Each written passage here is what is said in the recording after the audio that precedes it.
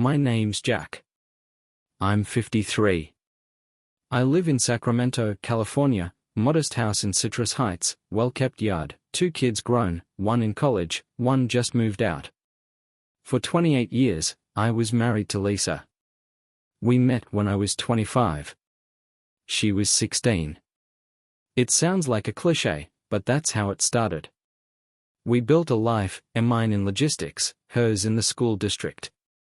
Early morning coffee together, weekend barbecues, vacations to Tahoe, Christmases by the fireplace, all that. I believed that was enough, belief that we were safe. Belief that love after so many years settles into comfort, maybe even gratitude. I never thought comfort could turn into a cage. It began with small things. A text that buzzed from her phone late at night, "Can we talk?" I saw it once, accidentally. I dismissed it. Maybe a friend. Then more late texts. I asked once, "Who's this?" Her voice soft, saying, "Just someone from school, you know." Pause. But I felt the drift. I remember the smell of her perfume, not hers, something lighter, neo-fresh, that hung in the hallway after she came home one evening. I asked, "You smell different tonight." She laughed it off, said she'd bought something new. "You deserve fresh things," she said. I believed that too, because I wanted to believe in her, in us. But inside, I started to worry. She started coming home later. Her explanations shifted. First meetings after work, then tutoring assignments, then just errands. I checked the car, receipts I didn't recognize. I found a dinner menu from a place she rarely went. On a Saturday, I drove by the tutoring center where she said she helped kids. It was closed. Lights off. No kids. Just empty. I watched her car circle, then park next door. I did nothing then. I wasn't ready. One night, we'd planned dinner at a small restaurant downtown. I wore my best button-down, she wore that blue dress I used to love. Traffic was bad, and she was 15 minutes late. I tasted the wine alone. Then she arrived, hair a little different, makeup sharper. She kissed me, but the kiss didn't reach her eyes. Halfway through dinner, her phone got a message. She glanced at it, and her face changed. For a second, I saw something, guilt, fear, maybe recognition that I'd seen that look before in myself, in others. I picked up her phone after she excused herself, not proud of that, but the gut ache made me do it. A message from M. Just, miss you. When can I see you again? No time, no place. I slipped phone back. The rest of dinner was eaten in silence. That night, I didn't sleep. I stared at the ceiling. My mind replayed every suspicious detail, late texts, odd perfume, that car parked next door. Things I had brushed off as nothing. But pain made me sharp. I pulled up old photos, vacation slides, Christmas mornings, birthday cakes. I remembered promise we made at 30, love letters we wrote at 40. I asked myself, when did we stop being us? Next morning, I asked her about M. She stiffened. Her eyes flicked. It's nothing, she said. A friend from college, misplaced emotions. It meant nothing. Pause. I nodded, even though I didn't believe her. But I wanted to hear her say more, wanted confession, wanted the truth, as brutal as it would be. Maybe I hoped it wasn't true. For weeks, I watched, listened. I traced receipts, mapping her movements. I checked her schedule. I looked for patterns. I saw that every Thursday she left at 6:30, came back after 9. Always a dinner, always a stop somewhere. Once, I saw her car parked at a motel late at night. I drove past, slowed down. She was inside, but I couldn't see with certainty. I didn't stop. I didn't confront. Fear stopped me, a fear of what I'd see, fear of losing everything. Then I found something I couldn't ignore. A credit card bill. A hotel charge, 2 nights, when she said she was working late. Late, yes, but that hotel was not a business hotel. It was somewhere small, quiet. I froze reading it. The amount. The dates. I remembered those were the Thursdays she was gone. I stared at the bill, hands shaking. My heart pounding.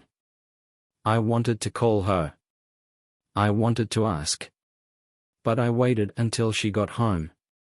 When she walked in, the door clicked. I held her gaze. She dropped her keys.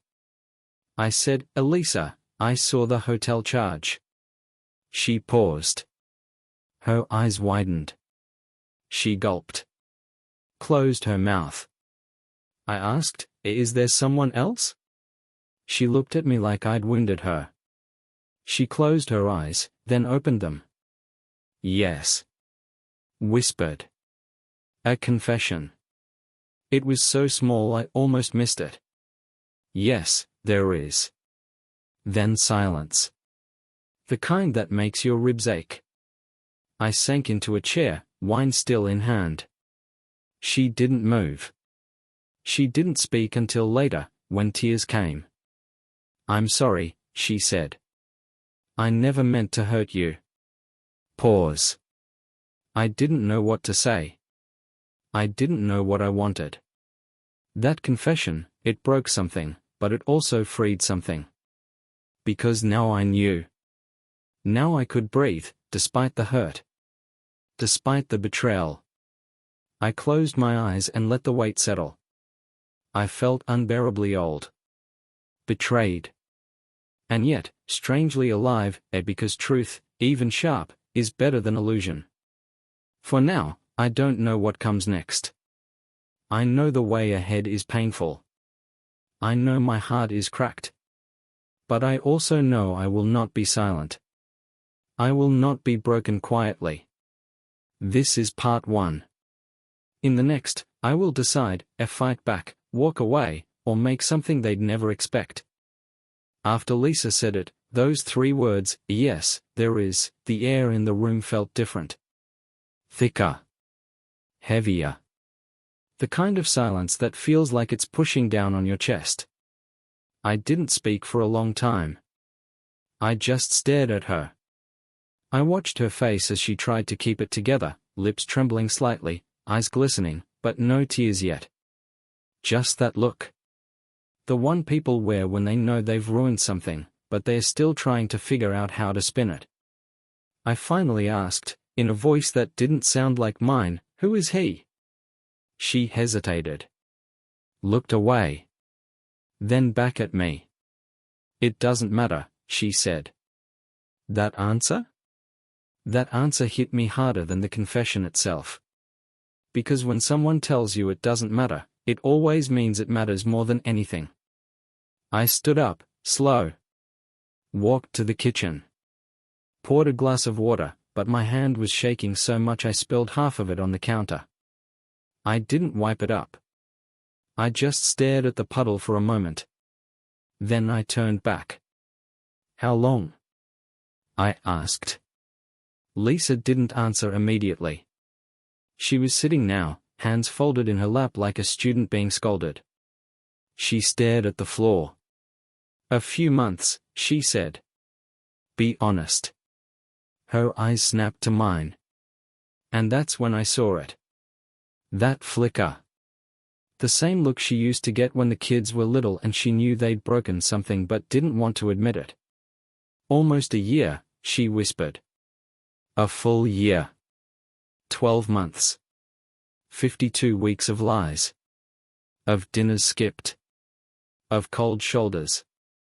Of late-night texts and fake excuses." I felt like I was standing on the edge of something very tall and very dark, and the ground below me had just disappeared. And then the worst part. She added, "It wasn't just sex." That hit me harder than anything else. Because sex, that's flesh. That's impulse. That's biology. But wasn't just sex? That meant she shared parts of herself with him. Laughed with him. Maybe cried with him. Talked about dreams.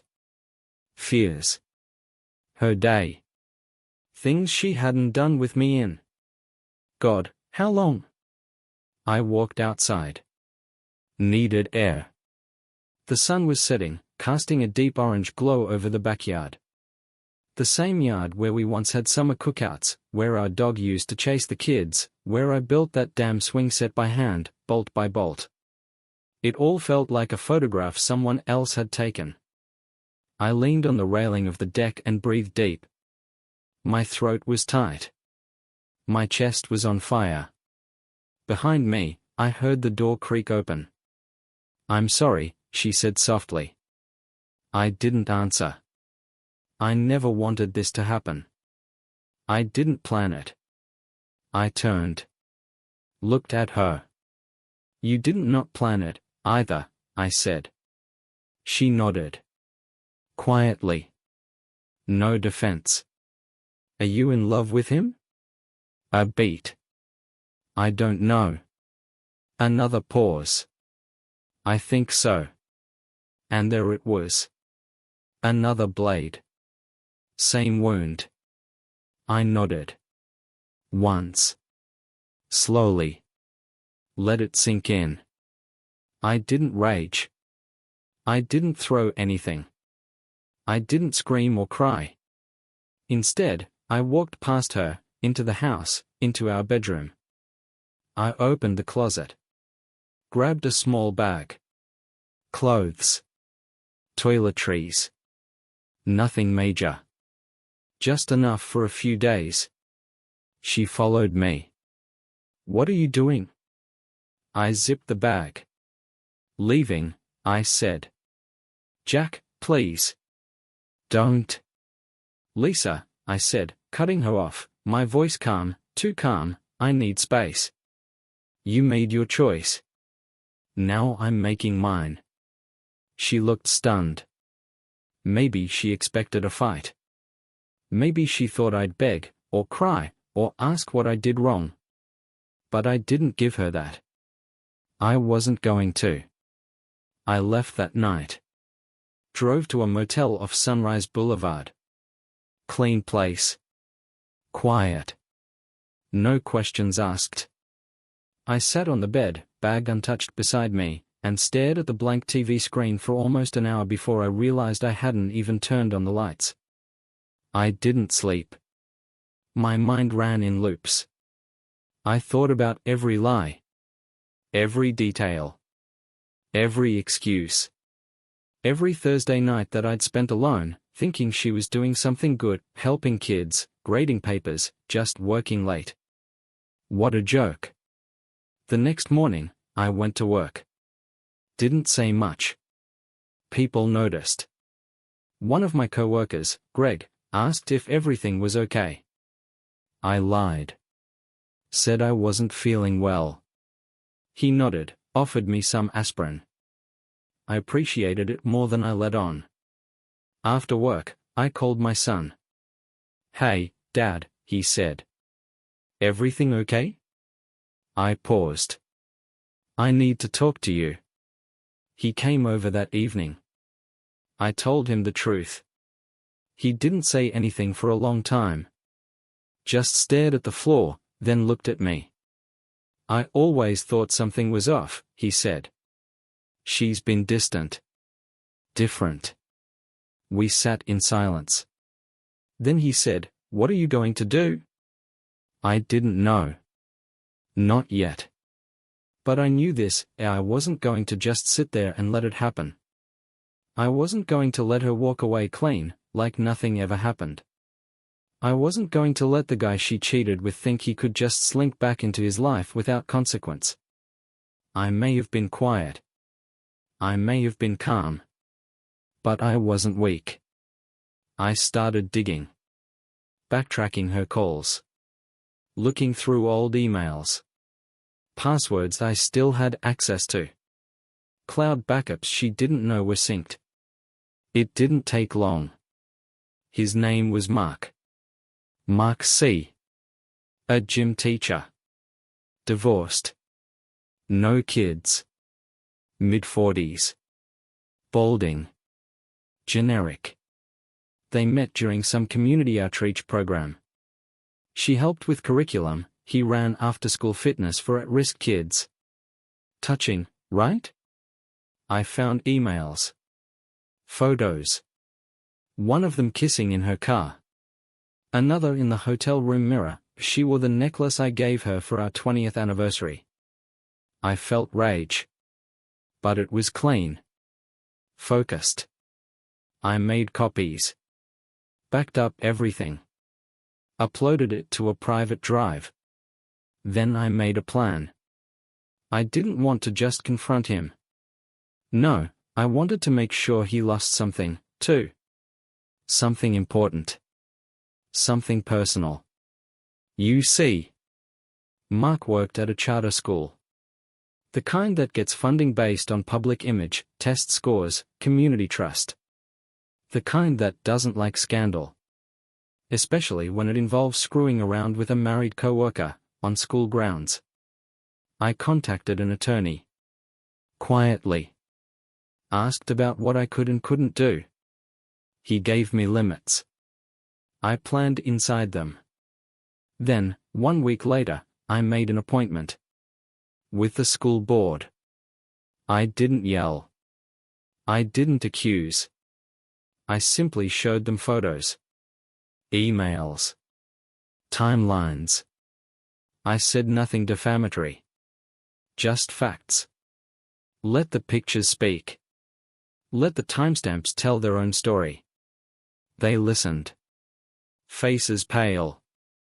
Nods exchanged. They thanked me. Said they'd investigate. I walked out of that office with nothing in my hands. But everything in control. That night, Lisa called. I didn't answer. Then came the text. Mark's been suspended. Another one. What did you do? I smiled. For the first time in weeks, I smiled. I didn't respond to Lisa's texts that night. I didn't need to. Let her sit with the silence for once. Let her imagine the walls closing in on the man she risked everything for. The man who wasn't me. The next morning, I woke early. Made a strong pot of coffee in the motel room. No creamer, just black. It tasted bitter. I didn't mind. I stared at the steam rising from the mug, thinking. Thinking about how strange it was, how quickly everything had shifted. Just a few weeks ago, I was worried about lawn care and my fantasy football lineup. Now, I was planning how to dismantle the two people who betrayed me like I was a goddamn tactician. And you know what? It felt right. Not good. But right. Because for too long, I'd been quiet. Patient. Accommodating. And where did that get me? Sitting in a $60 a night room off the freeway while my wife kissed another man in the hotel we used to go to for anniversaries. Not anymore. I went to work that morning like it was any other Tuesday. Answered emails. Ate my sandwich in the break room. Laughed at a dumb meme Greg showed me on his phone. But inside, I was building something. A framework. Because getting Mark suspended wasn't the end. It was just the first domino. Lisa still hadn't called again. She probably didn't know what to say. Good. I needed her off balance. I logged into our joint financial account during my lunch break. Quietly moved half into a new account under my name. Legal, fair, protected. Then I checked the savings. The retirement. We'd talked about retiring early to Arizona. Maybe getting an RV, driving through Utah, Colorado, just the two of us. What a joke that turned out to be. I took what I could, then called our financial advisor. Told him we'd be separating finances for the time being. He asked if Lisa knew. I said, she will. Later that day, I stopped by the house. It was strange being back. Everything looked normal. Same wreath on the door. Same hummingbird feeder swaying in the wind. But the moment I stepped inside, I could feel the difference. There was a distance now. A coldness in the walls. Lisa was in the kitchen. She turned fast, like she didn't expect to see me. Jack? I'm here for a few things, I said, calmly. Documents. Laptop. You don't have to talk. She looked tired. Pale. No makeup. Hair tied up messy, like she hadn't bothered that morning. Good. Let it show. I walked upstairs and grabbed what I needed. Passport. Insurance papers. My backup drives. Then I saw it. A small gift box on the dresser. Still wrapped. I opened it. A watch. A new leather band, silver face, engraved on the back. To Jack, 30 years strong. Love, Lisa. I stared at it for a long time. Then I closed the box, left it on the bed, and walked out without a word. Back at the motel, I began phase 2. I needed to know more about Mark. What made him tick? What he had to lose. So I started digging. Social media. Public records. Local listings. I found his ex-wife. Her name was Karen. Lived 2 towns over. Ran a small pet grooming business. They divorced 4 years ago. But guess what? They still shared custody of a golden retriever named Buddy. I couldn't make that up. So I made a visit. I walked in with body wash coupons and a made-up story about being a new customer. Karen was polite. Friendly. Mid-40s, blonde, strong cheekbones, tired eyes. I made small talk, asked about services, then gently, very gently, brought up Mark. Oh, you know Mark? She asked, eyebrows raised. I nodded. We used to work in the same district. Just heard he'd run into some trouble at the school. Her eyes narrowed. Again? I leaned forward. Again? She sighed. Looked around. Lowered her voice. Mark has a habit of crossing lines. He was seeing someone when we were still together. Staff member. Then again after we split. Always somebody vulnerable. Or married. I didn't show it, but inside, that clicked. So this wasn't new. He was a pattern. A disease. And now, I had someone who could confirm it. I didn't push. Didn't ask for too much. Just thanked her, complimented the place, and left. But I had what I needed. A trail. And witnesses. I spent the next 2 days building a portfolio. Not just the photos and emails. But statements. Screenshots. Records. Witness names. I didn't plan to go nuclear right away. No. This was leverage. Control. Power. And the next target was Lisa. She'd made her bed, but she was still sleeping on my name. I booked a meeting with our family attorney. We'd used her once to draw up wills. She liked me. Listened patiently as I laid it all out. The affair. The evidence. The financial shifts. She nodded through it all, then looked me straight in the eye. You want divorce? Not yet, I said. Then what? I want her to feel what I felt. Slowly. Deeply. I want her to lose sleep. To look over her shoulder. To know it's coming but not when. The attorney blinked. And legally? I won't break the law, I said. but I'll use every inch of it. That night, Lisa finally called. I answered. Her voice was small. Nervous. Can we talk? Sure, I said. Go ahead. She was quiet. Then, I ended it with Mark. I waited. No response from me. She added, I was stupid. I don't know what I was thinking. Still, I said nothing. Jack, please. I don't want this to be the end. I finally spoke. Oh, Lisa. It's already over. You just didn't notice when. Click. I hung up. The next morning, I mailed Mark a package.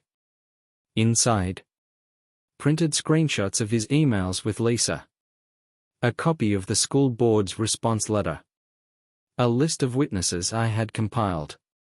A note, you should start packing. I'm not done yet. No signature.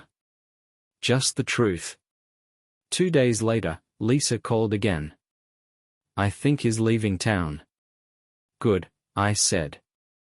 You don't care? I laughed. Not loudly. Just, amused. Care? Lisa, I haven't cared about him since the moment I knew who he was. He's just a shadow. You're the one who burned the bridge. I want to fix this. You don't get to, I said. You had a year. Click. No more games. I wasn't done yet. Because there was one more person who deserved to know. Our daughter. She was away at college, studying nursing. Smart. Kind. Close to her mother. I'd debated telling her. But I decided, and no secrets. Not anymore. We met at a small diner near her campus. She looked excited to see me, until she saw my face. What's wrong? She asked. I told her everything. Her smile faded. Eyes wet. Voice shaking. She cheated on you? I nodded. With someone from her school? Yes. She was quiet a long time. Then, are you okay? I didn't lie. I'm getting there. We talked for an hour. She said she loved us both, but she understood. She didn't hate her mother, but she didn't excuse her either. I felt proud of her. That clarity. That calm. It reminded me who I was doing this for. Not just for revenge. But for truth. For dignity. For every man who kept quiet while his world fell apart. For every husband made to feel less because someone else thought the rules didn't apply.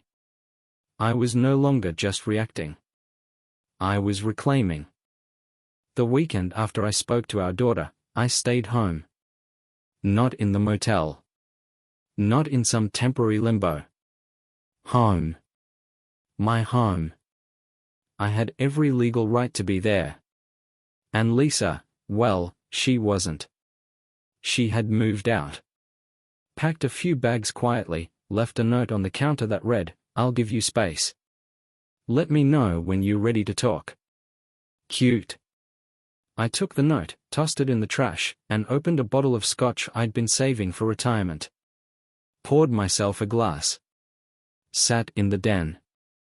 Turned on the old record player and played Springsteen. Loud. The walls echoed with words that felt more real now than they did when I was young and thought life would always stay neat. I stayed up late that night, thinking about her. About the years. The shared meals. The whispered jokes. The nights when we used to fall asleep touching toes.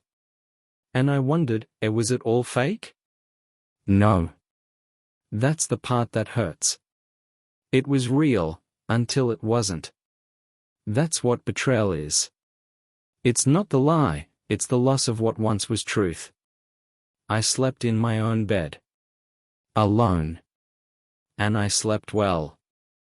Monday morning came, and with it, more clarity.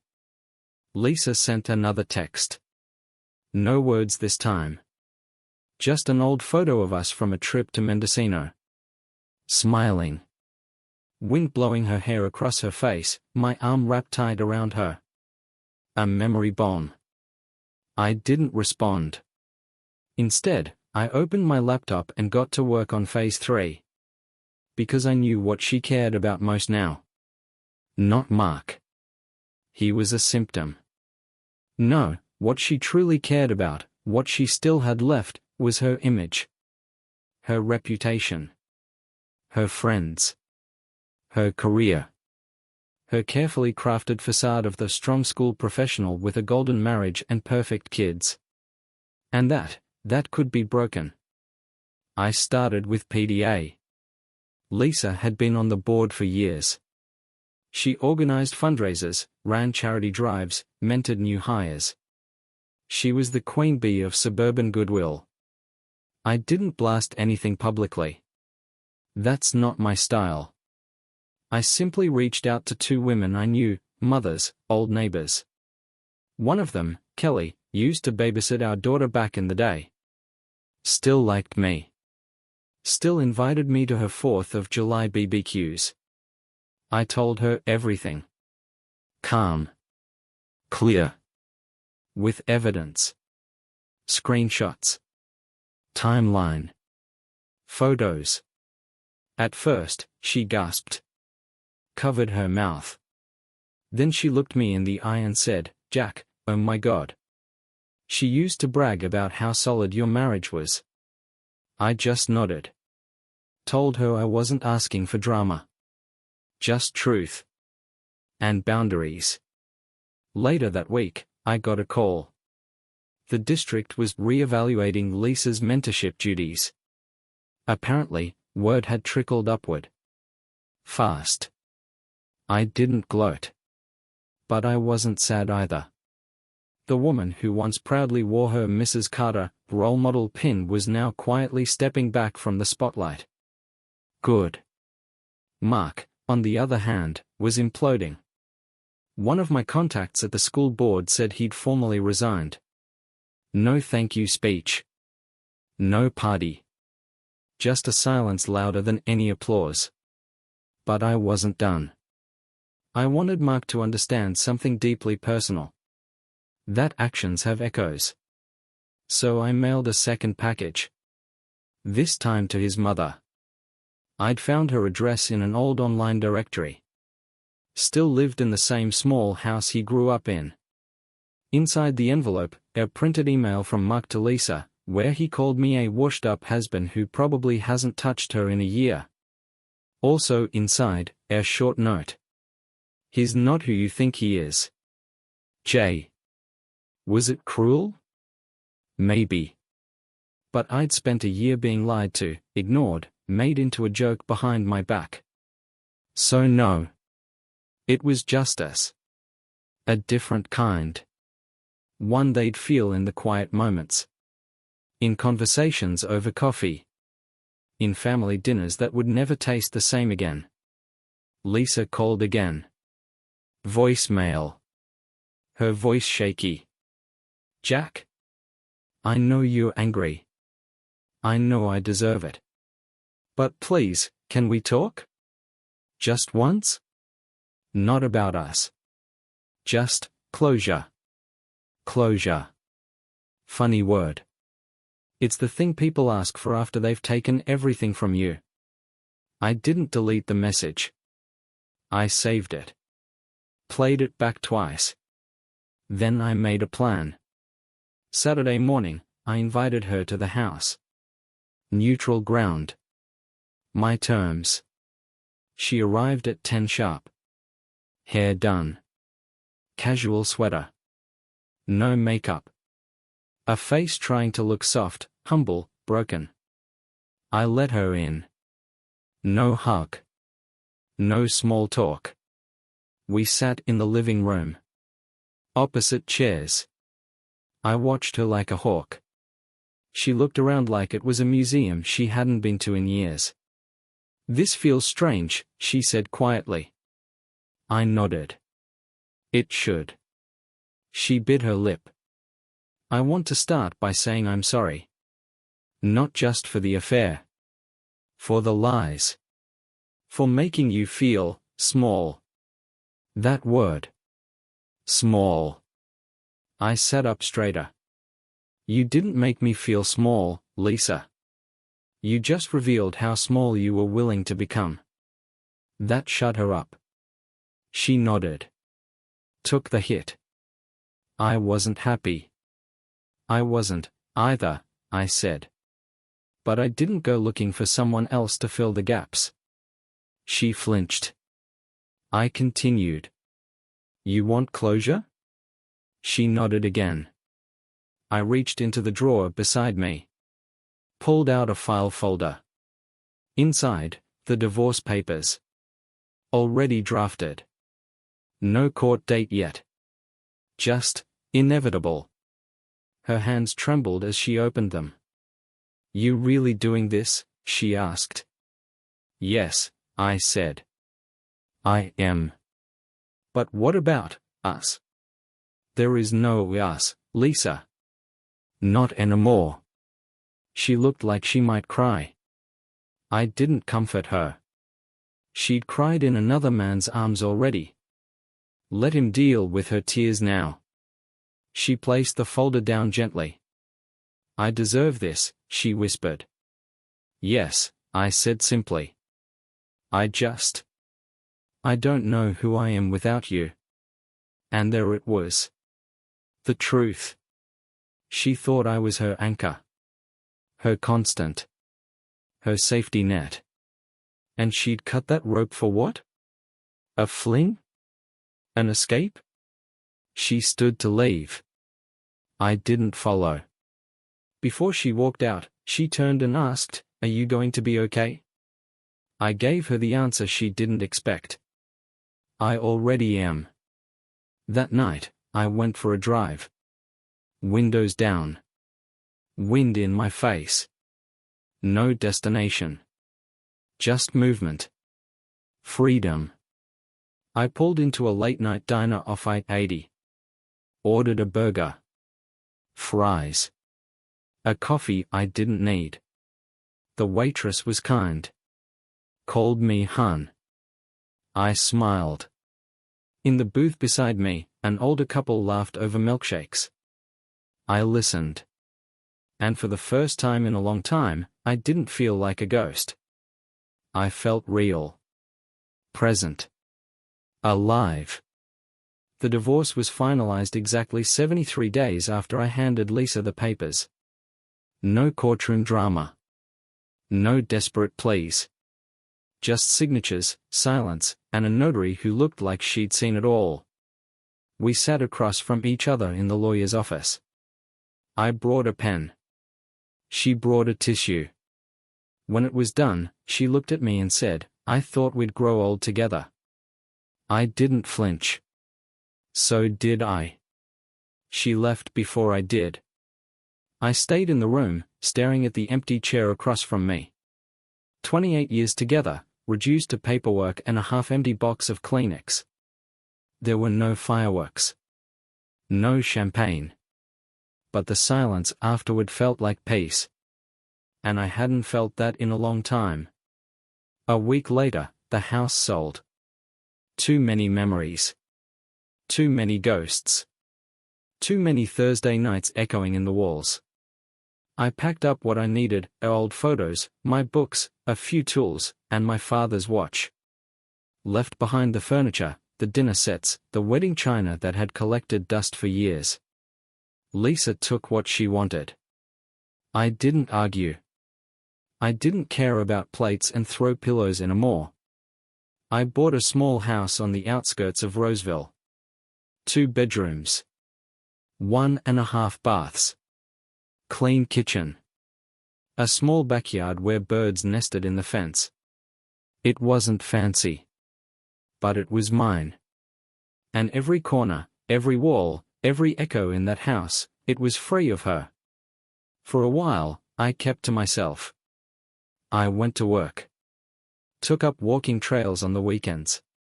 Joined a local gym, not to impress anyone, but because it felt good to sweat again. Greg invited me out a few times, trivia nights, card games, and I went. Smiled. Drank beer. Laughed like the world hadn't fallen apart. Because it hadn't. It had simply rearranged itself. Then, something unexpected happened. An envelope arrived. No return address. Handwritten. My name, full name, across the front.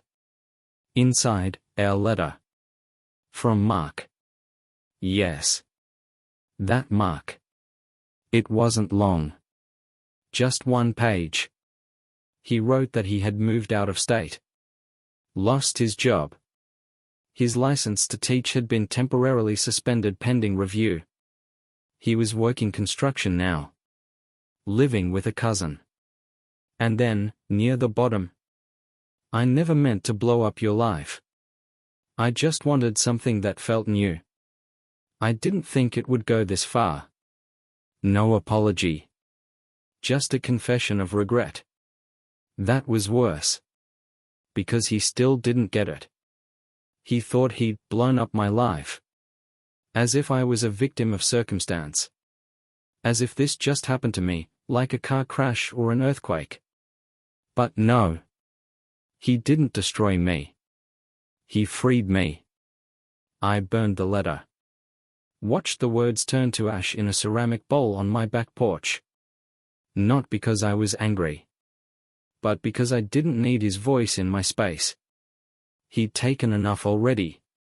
He didn't get to stay here, not even on paper. Lisa reached out again a few weeks after that. Text first. Then voicemail. Then an email. She said she was in therapy. That she was working through old patterns. That she'd been reading books about betrayal and forgiveness. She asked if we could meet. Not to reconcile, I know that ship has sailed, she wrote, but just to talk. Maybe clear the air. Maybe find closure. Closure again. That magic word people throw around like it's a switch you can flip. I didn't reply right away. Not because I didn't know what to say. But because I wasn't sure I needed to say anything at all. 3 days later, I saw her by accident. At a grocery store in Midtown. She was alone, pushing a cart. Sweatpants, no makeup, hair tied back. Not the carefully assembled version of Lisa I had once known, just a woman, moving through her day. She didn't see me. I watched her from behind the cereal aisle. Watched her pause in front of the granola section, hand hovering over a brand we used to eat together every Saturday morning. And in that moment, I felt nothing. No anger. No sadness. Just distance. A canyon. She wasn't mine anymore. And that was okay. I turned and left without saying a word. That night, I opened her last email. Reread her words.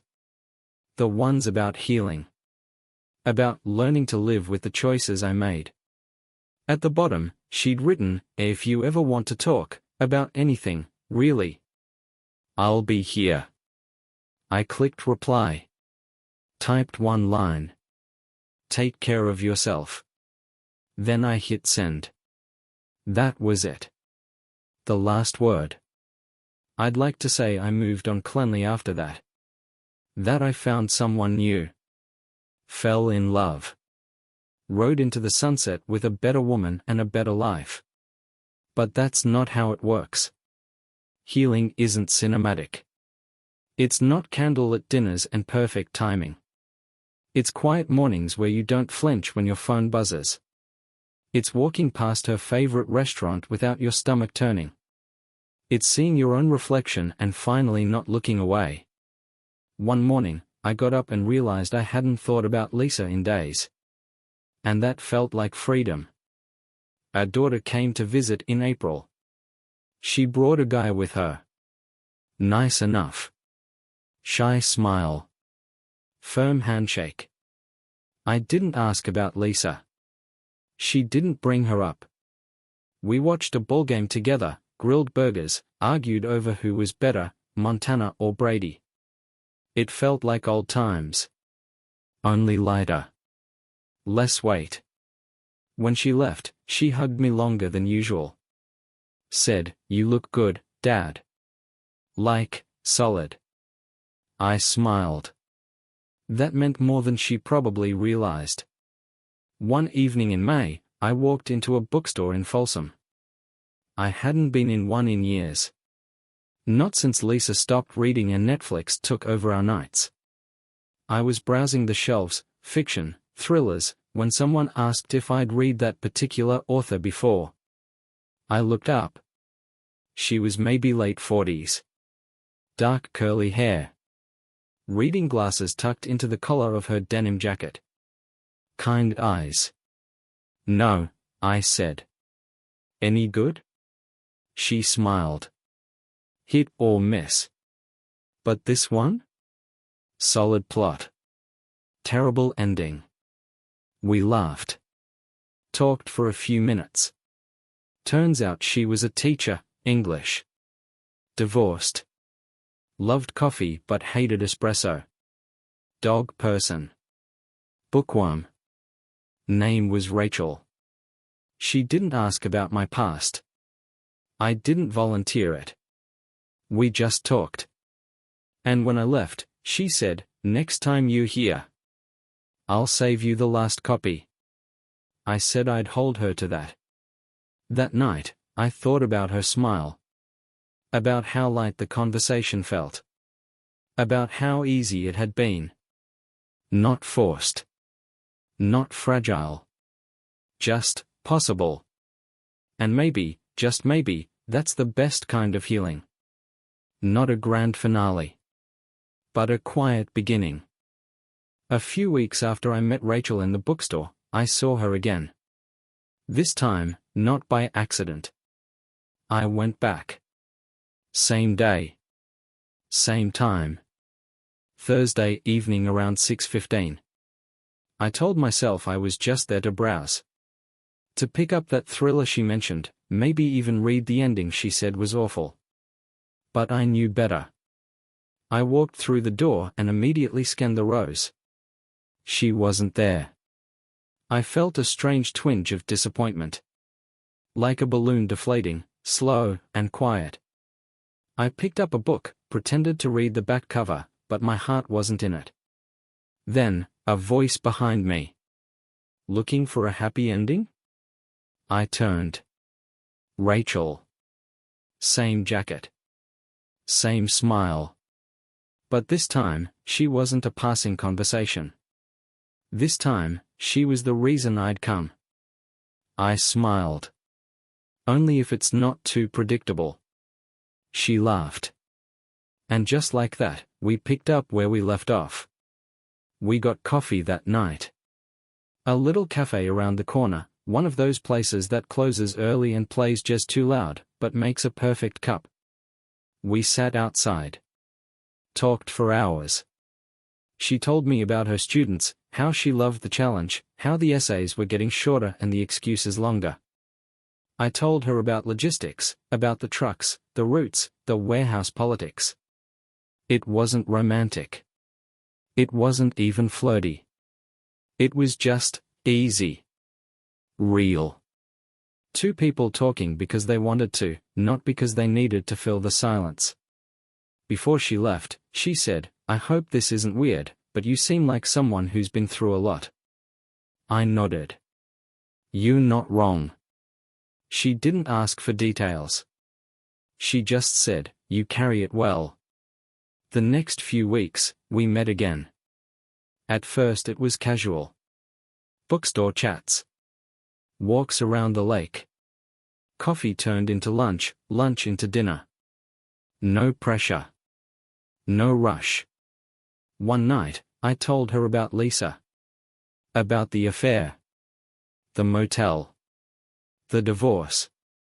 Not the whole gory timeline, just enough. She didn't flinch. Didn't pity me either. She said, "That's heavy." I'm sorry. Then she added, but I'm glad you're still standing. And that? That hit deeper than she knew. Summer came quickly. The days stretched longer.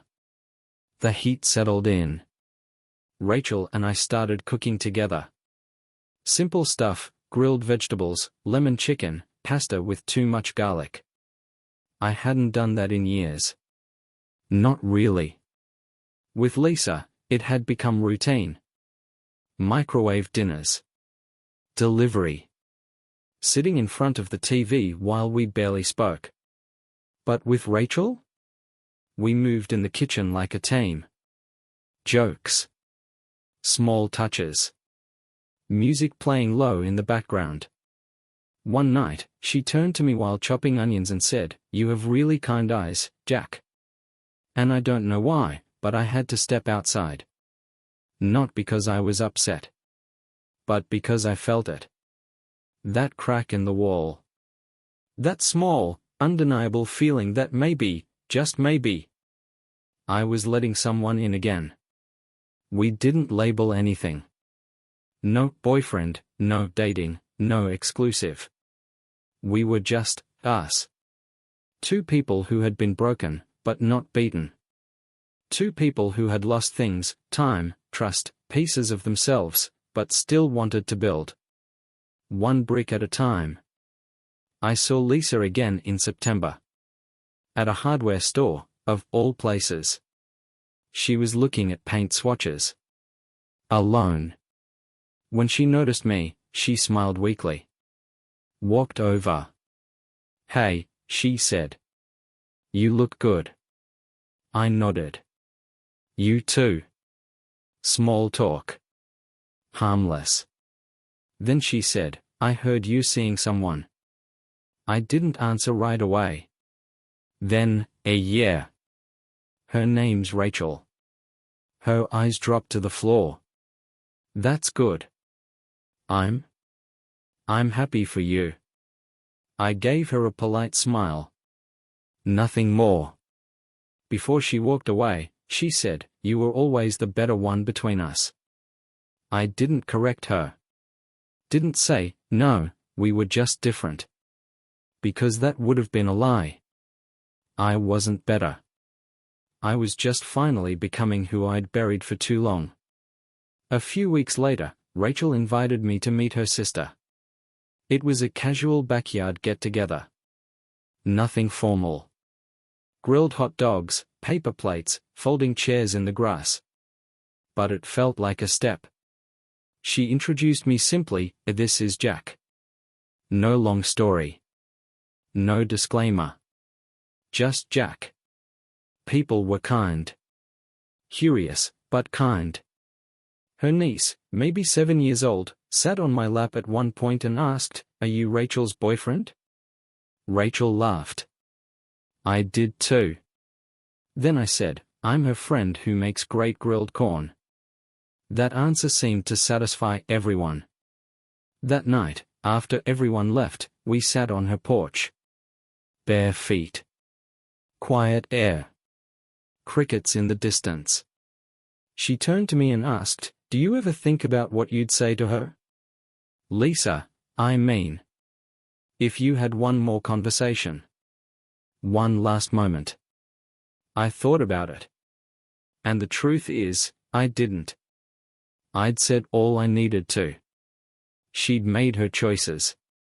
I'd made mine. And that was that. "No," I said. "I think the silence says everything." Rachel nodded slowly. "Yeah," she said. "Sometimes silence is the cleanest goodbye." In October, my daughter came to visit again. She brought pumpkin bread, her latest exam results, and her boyfriend, who still called me sir no matter how many times I told him not to. We sat on the porch, all four of us, laughing, sipping cider, watching the leaves fall. She looked at Rachel and said, "Thank you." Rachel smiled. "For what?" "For being kind to my dad." Rachel reached over, took my hand, and said, "He made it easy." And that's when I knew. Knew that this, not revenge, not silence, not survival, but this?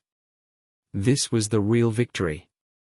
One night, I found an old photo of Lisa and me in a box I hadn't opened since I moved. It was from our wedding day. She looked radiant. I looked hopeful. I stared at it for a minute. Then I put it back. Didn't rip it. Didn't burn it. Just closed the lid. Because some memories don't need to be destroyed. They just need to be stored away. Out of sight. Out of power. Now, I wake up early. Not because I have to. Because I want to. I open the windows. Let in the light. I cook breakfast. I walk. I work. I read. And every now and then, I meet Rachel at that bookstore. Still looking for stories with terrible endings and better beginnings. This is where my story ends. Not because life is perfect. Not because everything is healed. But because I found peace in a world that once betrayed me. And because sometimes, the best revenge is simply rebuilding a life they'll never be part of again.